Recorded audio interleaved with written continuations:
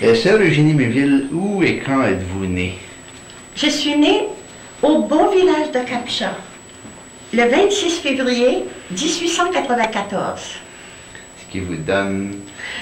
Qui me donne 78 ans, mais j'aurai 79 ans le 26 février 1913. Donc, je suis à la porte de mes 79 ans. Et le pire de tout, c'est qu'on voit venir 80, mais je le vois venir. Je le vois venir en me proposant bien de le vaincre. Vous n'avez pas l'air d'une femme qui a peur. Non. Qui a peur de l'argent, vous donnerait d'ailleurs beaucoup. Jamais. Je n'ai jamais eu peur de mon âge. Je n'ai jamais caché mon âge. J'aimerais que vous me parliez un peu de vos parents, les Méville, qui venaient d'où, là, dans les générations qui vous ont précédés? Mon arrière-grand-père avait déjà habité Rivière-Ouelle. C'est là qu'on nous avons pris le nom de Deschênes. Parce que le roi leur avait concédé une grande étendue de terrain où il y avait beaucoup de chênes. Alors les Méville, qui venaient de la Suisse, étaient alliés à elle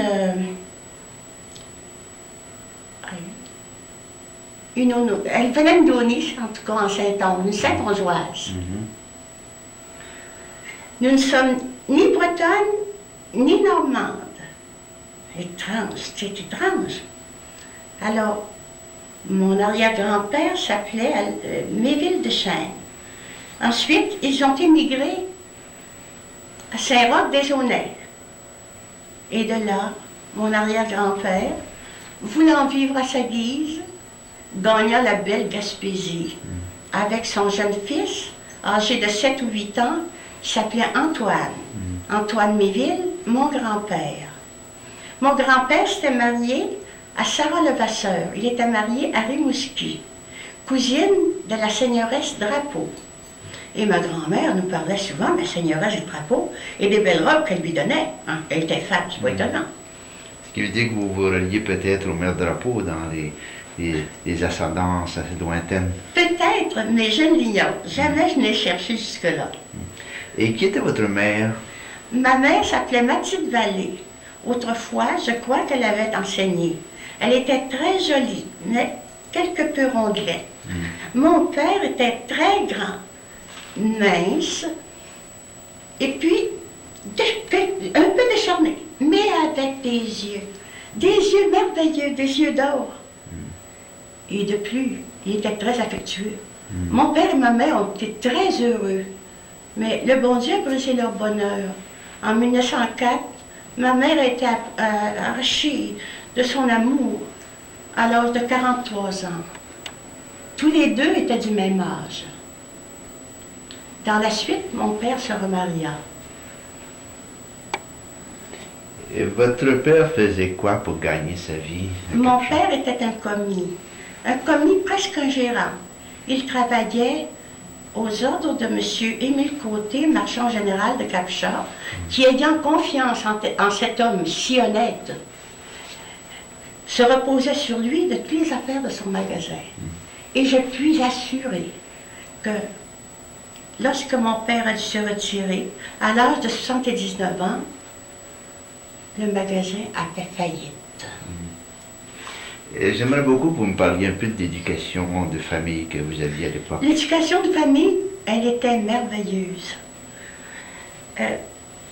Tous les ans, à la criée des âmes, mon père achetait quelques moutons. Maman les tondait, elle avait un ouet, et puis elle filait la laine. Alors, elle prenait ses petites filles, j'étais du nombre, toutes petites alors, et puis elle nous assoyait sur des petites chaises basses, et pendant qu'elle filait, elle nous apprenait des cantiques et des chansons. Le premier cantique, « Loin de vous, mon âme languit, mon Dieu, loin de vous, mon âme languit, mon Dieu, loin de vous, mon âme languit, elle soupire jour et nuit, mon Dieu, mon Dieu, mon Dieu, mon Dieu, mon Dieu, mon Dieu. » Et lorsque nous allions à l'école, et puis qu'il nous arrivait quelques punitions, ma mère, au lieu de prendre pour nous, il disait, c'est bien bon. Et une autre fois, si ça t'arrive encore, tu auras une autre pénitence. Et je me rappelle que quand j'étais petite, j'avais été au magasin. Oh, j'avais bien 7 ans à peu près. Puis j'ai passé à côté d'un quart de bonbons. Mon Dieu que c'était tentant. J'étends la main, j'en prends. Mon père me surprend.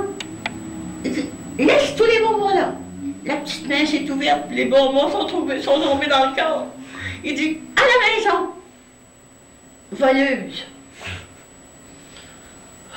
À la maison, voleuse, oui. J'arrive à la maison, mais je ne compte pas ça à ma mère. Le midi, quand il arrive de son magasin, nous étions à dîner. Il dit, j'ai surpris une voleuse. Ma mère ne soupçonnait pas ses petites filles, hein. Bon, c'est pas comme ça qu'elle nous avait élevés. Oh. Il dit, oui, une voleuse. Elle dit, qui? Il dit, ta blonde, là. La blonde, hélas, grand Dieu, elle aurait bien voulu rentrer dans le plancher. Ma mère dit, Eugénie, lève-toi, puis va te mettre au pied de la croix à genoux, et puis demande pardon, bon Dieu. On a pleuré, on a été au pied de la croix, puis on a demandé pardon, mon Dieu. Après ça, on est revenu, mais on n'en a plus jamais volé. Les mains sont restées blanches et toujours ouvertes, ne sont jamais fermées. Il n'y avait pas de punition corporelle dans votre famille? Non, j'en ai jamais vu. Non. Jamais j'en ai vu. C'était plutôt des punitions, par exemple, qui nous faisaient voir la grandeur, ben pas la grandeur, mais parce que mes parents n'exagéraient pas, mais qu'on avait mal fait. C'est tout ça. Qu'on n'avait pas le droit de courir les chemins. Encore moins d'aller chez les voisins. Il y avait des voisins d'autres bords, là. Oh, il y en avait une qui s'appelait Bébé, puis l'autre qui s'appelait Mina. Mais Mina puis Bébé, là, ma mère disait, asseyez-vous, on va chanter. Et nos soirées se passaient à chanter. Ensuite, ou bien on lisait. Toutes sortes de choses, comme le Centurion, par exemple, c'est dur ça. Alors, on lisait le Centurion. On lisait toutes sortes de belles choses. Et c'est comme ça que les loisirs se passaient. C'est comme ça que les loisirs se passaient. Mais nous chantions. Puis quand mes frères ont été un peu plus grands, mon grand-père avait un flat, qu'on appelle, puis une barge. Alors, Edgar, qui était un vrai marin, mettait à la voile, puis il nous emmenait. On sortait de la rivière Capcha. Et puis, il nous emmenait loin, loin sur le fleuve. Et alors, nous chantions. Nous chantions ce que Louis Fréchette avait composé. Fleuve dont la vague sonore a bercé mes jeunes amours. Ton flot conserve-t-il encore le souvenir de ces beaux jours? Tu me revois sur cette grève après bien des ans révolus, revenant chercher dans un rêve l'ombre de bonheur qui n'est plus. Brise fidèle de mon fleuve adoré, parle-moi d'elle, j'ai tant pleuré. L'âge n'a pas touché la qualité de votre voix. C'est tout à fait intéressant ce que vous nous chantez là. Avant d'en arriver à votre éducation, j'aimerais qu'on parle un petit peu de votre famille. Vous étiez une famille assez nombreuse, n'est-ce pas? Nous étions la 13e à emporter ma mère. Nous sommes restés 12 enfants. À la tête de la famille, une jeune fille de 20 ans et qui avait fait ses études chez les Ursulines à Québec et qui aimait les Ursulines, qui aimait beaucoup les Ursulines. Alors elle avait promis à ma mère qu'elle ne nous abandonnerait jamais. Et elle a tenu sa promesse, un véritable serment. Une autre de mes frères, de mes sœurs qui était à l'école normale, quand ma mère était morte, était sur le point d'obtenir le prix du Prince de Galles. Pauvre petite Gaspésienne, qui n'avait jamais fréquenté les grandes écoles, mais qui allait décrocher le prix du Prince de Galles, là, à Québec. Alors, quand ma sœur est arrivée, elle avait à peu près 18 ans, je ne sais pas si elle avait ses 19 ans, et puis elle avait les bras chargés de prix, 22 prix, 2 médailles, une d'or et d'argent, et une couronne. Mais quand elle a vu que ma mère était morte, tout son bonheur est tombé. Jamais, jamais, jamais, elle ne s'est remise. Et le bon Dieu est venu la chercher à l'âge de 44 ans.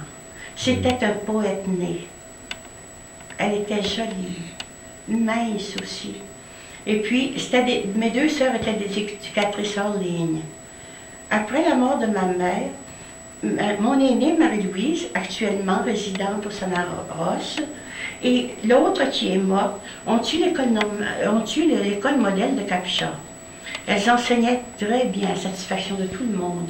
Mais comme les sœurs françaises arrivaient et qu'elles n'avaient pas de gîte, alors à Capcha, on les a appelées. Et c'est là que j'ai vu comment mon père était désintéressé. Il a cédé l'école modèle où nos sœurs pouvaient veiller sur nous, aux religieuses, sans jamais, jamais critiquer. Et puis, même en les protégeant de tout son cœur. Ensuite, mes sœurs sont en allées, une à l'école de Lens et l'autre à l'école de Lens au Boismont, où elles ont continué à veiller sur nous. Nous n'étions pas richement vêtus, mais nous n'avons jamais porté de choses trouées. Mes sœurs travaillaient la nuit pour raccommoder notre linge, puis entretenir leur petite sœur, et puis elles faisaient la classe durant la journée. Alors, comme nos sœurs nous avaient donné l'élan, toutes les filles étaient maîtresses d'école. Et moi aussi, j'étais maîtresse d'école. J'ai enseigné 7 ans avant de rentrer au couvent. Et vous avez enseigné à Gaspésie tout ce temps-là? Oui, à Mont-Louis. On m'appelait la petite maîtresse. Et je vous assure que j'étais lancée. Mais ma soeur, Marie-Louise, faisait l'école modèle, et moi, je faisais l'école élémentaire. Et tout le monde m'appelait pour cela la petite maîtresse. Quoique j'avais moins de proportions qu'à présent. Ça, c'est entendu. Nous étions bien populaires. Mais au bout de 3 ans, nous sommes revenus à Capcha. Et là, j'ai encore enseigné. Je luttais. Je ne voulais pas me faire religieuse, moi. Je ne voulais pas me marier non plus. Mais pas les seuls. Le Seigneur était bien plus fin que moi. Il m'a pris dans ses filets, c'est tout. Et vous avez fini par céder? Oui, et je reconnais aujourd'hui que c'était vraiment ma vocation. J'aurais voulu être une artiste, j'ai été celle de Dieu. Avant d'en venir à ces choses intéressantes, je voudrais que nous parlions encore de votre famille, parce que votre famille est bien connue en Gaspésie. Alors nous pourrions peut-être repasser ceux qui ont fait leur marque de façon un peu plus particulière. D'abord, il y avait Marie-Louise l'aînée, celle qui s'est sacrifiée pour nous. Ensuite, Albert. Albert est mort l'an dernier, le 6 mai, au sanatorium Ross. Et il a été aimé au-delà de toute expression. Cet infirme-là était devenu le consolateur des autres patients. Ensuite, c'est Alice, emportée à l'âge de 44 ans plutôt. Elle est morte à New Richmond, chez Edgar, où Edgar était curé. Après, c'était Edgar. Edgar a laissé sa marque. C'était un travailleur. Et je peux dire, un moqueur aussi, mais un prêtre très pieux que j'ai vu à l'œuvre, qui a travaillé beaucoup. Après, Elisa, une grosse fille, mais que mes frères appelaient la tour, mais fine, aimable, qui a élevé des enfants de façon admirable. Du moins, alors maintenant que ces enfants sont mariés, qu'ils ont des enfants, les enfants sont aussi bien élevés que leur mère. Après, il y avait Alphonse. Alphonse, quand on dit ce nom-là, je vous assure qu'on en dit un terrible. Il est resté longtemps avec Monseigneur Ross. Il venait souvent me voir aux Trois-Rivières avec Monseigneur. Un jour, il ne m'avait pas averti. Puis j'arrive au parloir et je vois l'évêque avec tout le conseil provincial, mes amis, et mon frère dans le coin. Je n'osais pas rentrer. Alphonse se lève, fait une grande révérence. Il dit, Monseigneur, la reine de Saba. Je suis devenue furieuse. Je lui ai dit, oui, la reine de Saba. qui vient visiter le sage Salomon, mon très bon Seigneur. Il est heureux les serviteurs qui vivent tout le temps en sa présence. Et mon Seigneur Ross de reprendre. Monsieur Méville, vous avez eu chaussures à votre pied. C'est bon pour vous. Alphonse était un guéluron, il a toujours passé sa vie. Monseigneur disait en 41, Monseigneur Ross, il dit, vous trouvez que je suis rajeuni? Il dit, c'est depuis que M. Méville est avec moi. Il lui disait toutes sortes de choses. Des fois, il passait le long de la grève où la morue chantait. Il disait, Monseigneur, fumez, ça sent la rose de France. Ben, des fois, il était en arrière d'une charte de fumier. Il disait, Monseigneur, le frère Lula sortait d'un vieux mur entrouvert. Il saluait l'aurore, et l'aurore charmée se montrait sans nuages et riait de l'hiver. Monseigneur me racontait ça quand il venait me voir. Bon, après Alphonse, c'était une jolie brunette, très jolie. Elle s'appelait Ernestine. Elle était brune, elle avait des grands cheveux, et nous n'avions que 17 mois de différence. Et c'est après que la blonde est arrivée et que tout le monde, personne ne voulait la voir. La blonde, c'était vous? Elle était blonde, elle avait les cheveux en filasse. Elle a le nez écarquillé, puis les cheveux en filasse. Puis il ne l'aimait pas. Mais après, c'est après surtout. Bon, alors ma soeur qui venait avant moi est morte à l'âge de 57 ans. Elle est morte, elle s'était mariée aux îles Caribou. Ensuite, après moi, le fameux Delphis, le médecin. Ça, ce n'est encore un bon. Mais on l'aimait bien. Un jour, il y avait une blonde qui l'aimait énormément. Et puis, il avait vu un autre garçon qui l'avait embrassé. Toujours que je savais encore une chanson. Le soir, elle était venue se réfugier près de moi. J'ai dit, qu'est-ce que t'as? Il dit, c'est Gabi. Puis il pleurait. Je voyais pleurer un homme. Alors, j'ai chanté une belle chanson. Et il pleurait encore plus. J'aurais pas dû la chanter, mais en fait, il était bien content. Et quand il est mort, je lui ai fait une poésie. Il est mort en 61, le 5 juin. Entre Sœur Yvonne et moi, nous étions à l'hôpital de l'Enfant Jésus à Québec.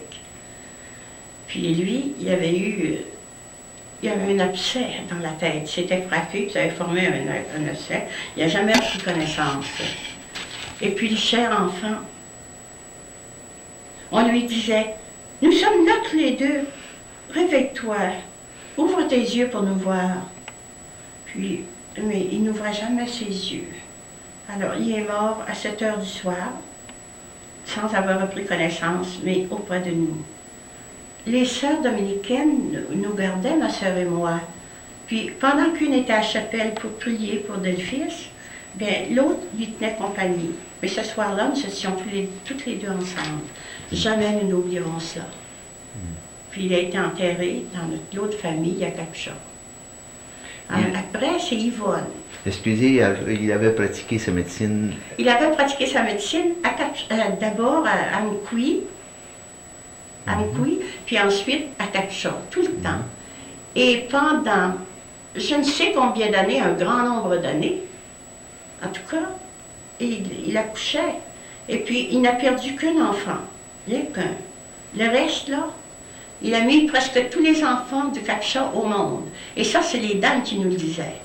Puis quand nous sommes allés le voir sur sa couche funèbre, nous étions, ma soeur et moi, dissimulés un peu en arrière d'une porte. Tout à coup, deux dames rentrent. Ça passe du cercueil. Je me dis, si tous ceux qui lui doivent à cet homme-là, venaient mettre seulement 1 sou sur le bord de son cercueil, il serait riche. Il serait riche. Ah, l'autre dit, t'as bien raison. C'est lui qui a mis tous nos enfants au monde. Elle dit, dire qu'il est mort, notre bon docteur, dire qu'il est mort. Et il y avait un autre docteur qui m'avait vu arriver. Il m'avait dit, ma soeur, le médecin des pauvres est mort. Vous comprenez qu'on avait le cœur bien serré. C'est lui qui venait après moi. Et puis, il est resté à Capuchon, puis il était vraiment victime de son dévouement. Parce que le jour et la nuit, il se levait toujours. Aussitôt qu'il sentait la pelle. Et sa femme m'a dit, Delphis, il ne m'a jamais trahi. Puis elle dit, je m'ennuie beaucoup de lui. Sa femme, c'était la fille de M. Émile Côté, où mon père était commis. C'était le type de l'ancien médecin de campagne, je pense. Oui, il était merveilleux. Mettons par exemple qu'il allait chez des personnes qui étaient pauvres. Hein. Alors, il lui disait, il m'avait disait, mais tiens, prends ça toujours, j'ai rien que ça à te donner. Garde ça, mon petit gars, tu me paieras quand tu pourras. Il ne payait jamais. Puis sa femme est obligée de prendre des finances en main parce qu'il serait mort sur la paille. Puis quand il allait arracher des dents à des petits, bien, il les payait. C'était pas les parents qui payaient le médecin. C'était le médecin qui payait le petit garçon, l'enfant. Quelquefois, les clients venaient à la pharmacie, puis ils n'avaient pas toujours l'argent sous la main.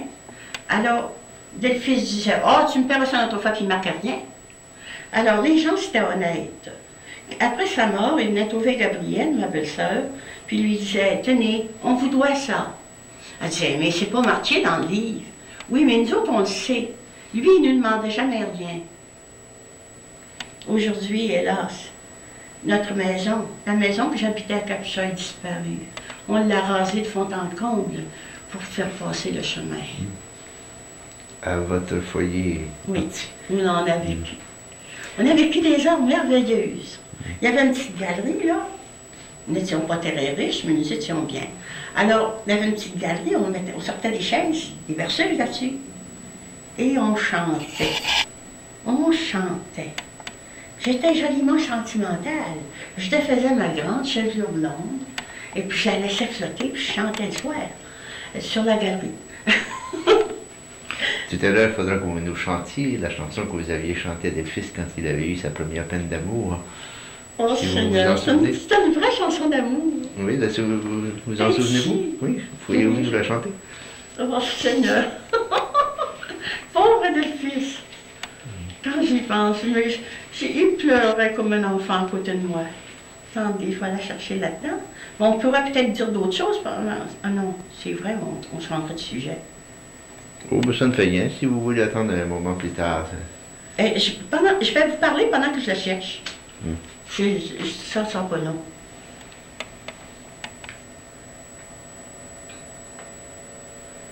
Qu'est-ce que vous voulez que je vous dise encore, que je vous parle? Là, en cherchant, je vois que vous avez un index de vos chansons, ce qui veut dire que vous en connaissez plusieurs. Oh mon Dieu, que j'en ai. Oui, j'en ai. C'est parce que, voyez-vous, on a été élevés en chantant. On entendait bien que mon père chantait tout le temps. Ces chansons-là que vous aviez l'habitude de chanter à la maison, c'était des chansons qui vous venaient de votre mère? De mon père, de ma mère, de mes oncles, de mes tantes qui venaient des États-Unis. Vous aviez de votre famille qui avait été... Les enfants de grand-père avaient immigré aux États-Unis. Mon père, il avait été un peu, mais lui, il ne pouvait pas vivre là. Puis il avait été à Montréal, et puis il n'a pas pu vivre là. C'est-à-dire qu'il était à Montréal de 1883 à 84, puis 85 aussi, mais le ménage ne faisait que commencer. Et puis il y a eu la grande vérole, la vérole noire, là, la picote noire qu'on appelait, là. Et puis les picotés mouraient dans la rue, comme si, les varioleux, plutôt que je vous devrais dire. Et puis ils mouraient dans la rue, il n'y avait plus de place dans les hôpitaux nulle part. Ils ont eu peur de la variole et ils sont descendus. Ah, ça, ce n'est pas la grippe espagnole, c'est autre chose. Non, non, c'est de la variole, la picote noire. Ils mouraient. Tout le monde mourait. Chez nous, à Capcha, ceux qui avaient été à Montréal, des fois, ils descendaient puis ils l'avaient. Alors, il y avait un cimetière qu'on appelait le cimetière des picotés. Ça veut dire qu'il y en a eu mort beaucoup, ça. Mais mes parents ont été exempts de ça. Ils sont venus à Capcha, eux. Et probablement que je ne serais pas religieuse aujourd'hui si j'avais été élevée à Montréal. Et vers quelle année cette picote noire? 83, 84, puis ça faisait rage aussi en 85. Voyez-vous ça? En 85. Oui, il y a déjà 80... Ça fait longtemps. Oh, cherchez, je suis bonne arrière pour le calcul. Oui, ça nous recule d'un bon moment, au-delà de 85 ans. Oui. Puis, je sais qu'il est là-dedans, mais je ne suis pas capable. Nous y reviendrons tout à l'heure, ce n'est pas... Mais quand ça reviendra. Oui, ce n'est pas urgent. Maintenant, est-ce que Delphis, votre frère médecin, a eu quelque chose à faire dans la fondation de l'hôpital de Sainte-Anne-des-Monts? Était-il médecin à l'époque ou... Lui, je ne sais pas, mais je sais, par exemple, que je pense que Louis. D'abord, il était coroner de Gaspé, du district de Gaspé. Et puis, son fils, Jacques, était employé, c'était le second à l'hôpital. Qui était médecin aussi. Il était médecin aussi. Mais lui, là, il a déménagé à Québec, Jacques, puis aujourd'hui, il est spécialiste à l'hôpital du Sacré-Cœur. Il aime beaucoup les épileptiques. Il les soigne très bien. Et vous aviez commencé à parler de votre sœur Yvonne, n'est-ce pas? Bon, ma sœur Yvonne. Moi, je me suis passée, mais ça me fait rien. Oh, mais nous y reviendrons, c'était là, vous allez voir. Alors, Yvonne, elle était toute petite, brune aussi, mais très jolie quand elle était jeune. Puis elle se vante de ça encore quand tu marchais. Bon, on lui dit toujours, oui, oui, vante-toi comme il faut. C'est pour ça qu'il s'y lève aujourd'hui. Elle va venir tout à l'heure. Alors, nous étions une famille de taquins numéro 1. Numéro 1. Bon. Alors Yvonne grandissait. Mais Yvonne a eu beaucoup d'épreuves. Hein. D'abord, elle a eu un résipel dans la tête, puis elle n'avait pas de médecin. Il a soigné avec des remèdes de bonne femme, de la fleur de sureau, je ne sais pas moi. En tout cas, elle a eu mal à la tête très longtemps. Ensuite, oh mon Dieu, un mauvais souvenir. On était jeunes encore. Puis moi, je lisais beaucoup. Et puis, je ramassais les petits-enfants du village, là, et puis je leur racontais des belles histoires. Toujours qu'un après-midi, j'avais un livre en vue. Et puis, je finissais de raconter une histoire, ben j'ai dit, vous autres, allez jouer. On était des petits voisins, les petits Cave, là. Je ne sais pas si vous avez connu Philippe Cave et compagnie, c'est bon. C'est nos voisins, ça. Ben j'ai dit, vous autres, allez vous ailleurs. J'ai dit, moi, je commence à être fatiguée. J'étais dans une balançoire, puis je regardais la mer. Vous comprenez bien, le fleuve pour moi. Le fleuve pour moi. Vous ne voyez pas que je ressemble aux vagues de mon pays? Ce sont les vagues. Au fond, c'est calme. Mais à la surface, monsieur, c'est pas si beau. Alors, je les ai envoyés. Et puis, Yvonne, elle s'est rendue avec un petit keb, avec Arthur. Et puis, on chauffait avec des lattes, on chauffait le poêle avec des lattes. Et puis alors, Yvonne tenait la latte, et puis lui, Arthur avait la hache. Puis pas fin là, il a donné un gros coup de hache sur sa main ici. Puis là, la peau a descendu. Vite, vite, on est allé chercher mon père. Il n'y avait pas de médecin chez nous. On est allé chercher mon père. Alors lui, là, il a tâché de mettre la peau ensemble, puis il a mis beaucoup de... Mon Dieu, je ne voudrais pas dire ça en anglais. Plaster. Je ne sais pas ce que c'est que je pourrais bien employer. Quel mot? C'est ça en anglais, on verra. Plaster, des plasters. Le diachylon, peut-être? Diachylon, bon. Il a mis du diachylon, et puis il était à bout d'arracher sa main, puis il a mis sa main en écharpe. Mais celle qui n'avait pas voulu raconter des histoires, celle-là, là, sa petite conscience lui disait, si tu n'avais pas voulu te contenter, ta petite sœur aurait sa main. Si la hache avait coupé, il serait resté pouce. Ta petite sœur. Puis là, j'ai pu rentrer dans la maison à 6h30 du soir. Ça vous donne une idée de mon intérieur. J'avais à peu près 13 ou 14 ans dans le temps. Mais j'avais une maîtrise sur le... Tu sais, j'avais la haute main, c'est les enfants des voisins. Et je vous raconte ça plus tard. Et puis, toujours, je vous assure que j'ai été domptée le reste de mes jours. On avait déjà des livres. Il y en avait un, entre autres, qui s'appelait Andrea, Bibiane et Angèle. C'était 3 histoires, ça. Et puis, c'était tellement beau. Andrea, c'était du temps des martyrs, Bibiane aussi. Puis Angèle, c'était une histoire anglaise. Et c'est pour ça que j'étais si populaire auprès des jeunes, des enfants. J'étais un enfant moi-même, mais